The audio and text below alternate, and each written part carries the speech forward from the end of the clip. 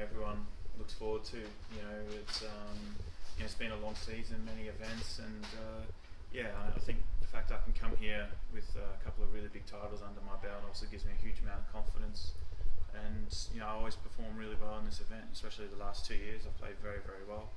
Haven't quite been able to get the job done. Absolutely, and I know when we spoke a little bit earlier in the season, you said that you were planning your season around focusing and preparing for the major events. So, are you happy with how that's come around, and are you happy with your preparations coming into this event? Yeah, definitely. I think that certainly paid off earlier in the season when I won the Champions UK Championship back to back. Performed very well in the Masters, and then after the Masters, it was to shift my focus. To Sheffield for the World Championship, and a couple of the events in between. Then I played very well. Got to the final of the Welsh Open and had some promising performances in other events. So preparation-wise, it couldn't have gone any better.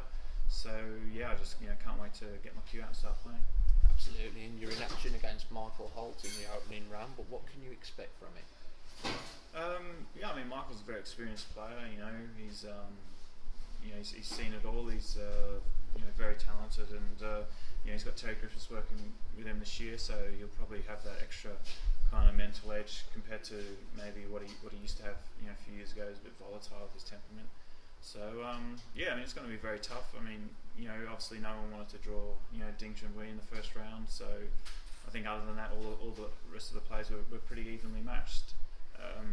When Michael came out of the draw, I was looking forward to the match because Michael plays the game in a really nice way. So looking forward to it.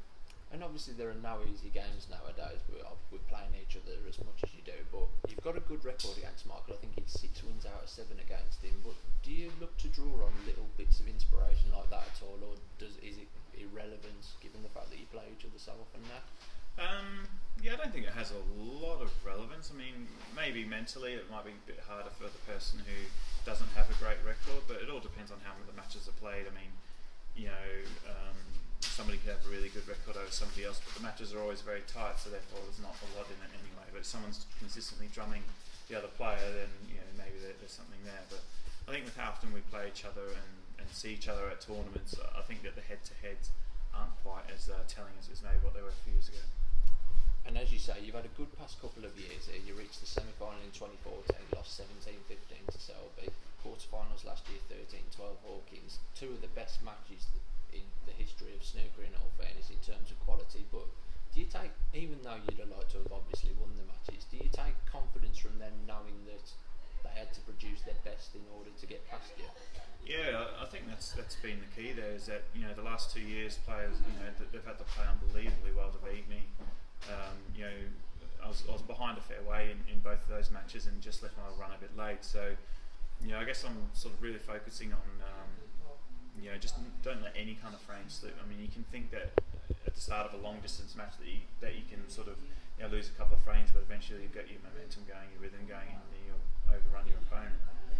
Last year I just left it too late, and the year before as well. So really determined to get my game in shape now, where I can play consistently well from start to finish and not have a bad session, which I did do against Barry Hawkins last year. So if it wasn't for that bad session and maybe come out sort of 5-3 or 4-all, I would have won the match pretty convincingly. But I left myself a lot of work to do from 7-3 down. So so this year just trying to get my game to the next level and where I can play consistently well from start to finish.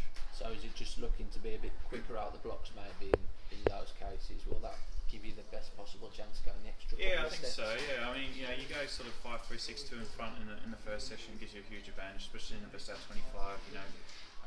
Gives you a lot of momentum. Obviously, you can turn it around if you're behind, but it's always nice going into a session taking a lead. So I think knowing the importance of the first 2 sessions is going to be pretty key.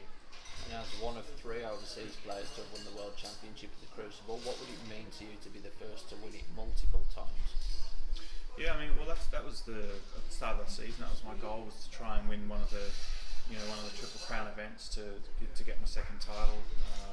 I won my second UK Championship, and I won 1 Masters, and now I'm trying to get a second World Championship. So I guess players are always going to be remembered for the big titles they win, and obviously none are bigger than this. So, I'm trying everything I can, working so hard in the gym, really hard on the table to make sure I'm in, absolute top peak fitness, so I can last the 17 days.